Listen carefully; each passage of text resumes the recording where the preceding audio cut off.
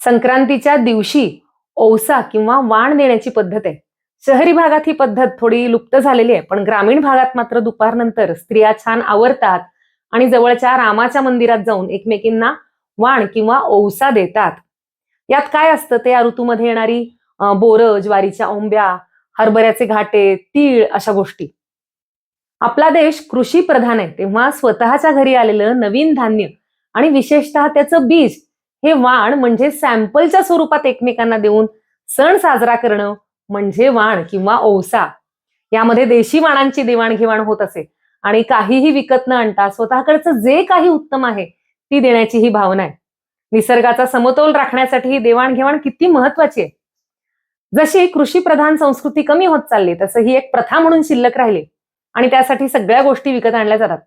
यात सुद्धा आपण काही बदल करू शकतो. खरं तर कुठल्या तरी बियांची पाकिटं आपण संक्रांतीच्या दिवशी औसा म्हणून देऊ शकतो, ज्यामुळे तुमच्या बाल्कनीमध्ये, तुमच्या बागेमध्ये वेगवेगळ्या वनस्पती लावल्या जातील. त्यातही शक्यतो औषधी वनस्पतींच्या बियांची देवाणघेवाण आपण करू शकतो.